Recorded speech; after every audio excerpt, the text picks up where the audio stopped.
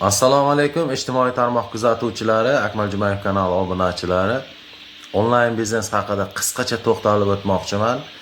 Arzimagan $160 bilan qo'shilib, как положено qonuniy registratsiyadan o'tkazamiz. 40 yil, 50 yil daromad olish huquqiga egasiz. Kamida 50 yil.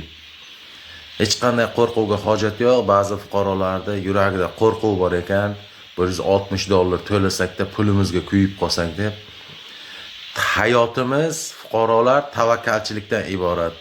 Siz O'rta Osiyodami, Yevropadami, dunyoning qaysi nuqtasiga ishlab, yashab yurganingizdan qat'iy nazar 18 yoshdan 75 yoshgacha bo'lgan har qanday ayol erkaklar qo'shilib pul ishlashi mumkin. Ahamiyat beramiz. Daromadlar $150 boshlanadi. 150, 300, 900, 2700, 8100, $30,000. Arzimagan 2 yil oralig'ida siz $30,000 pul ishlash huquqiga egasiz.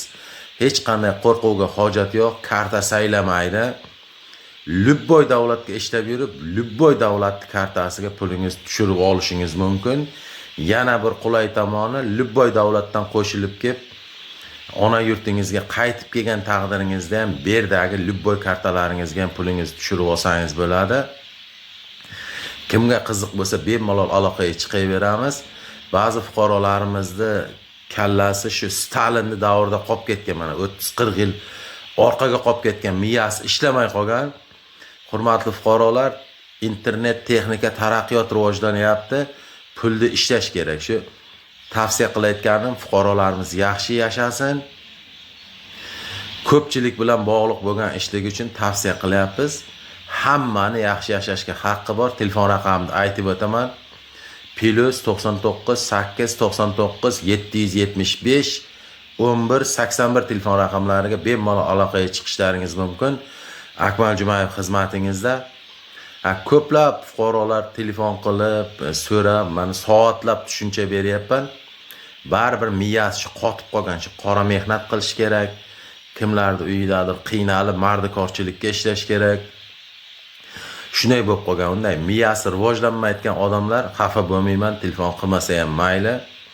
Majburiy emas, aytib o'tyapman, ixtiyoriy. Har bir fuqaroni aldash uchun O'zbekiston qonunchiligida jinoiy javobgarlik bor, qamoq jazosi bor. Shuning uchun menga qamalish kerak emas, realniy faktni narsani chiqaryapman.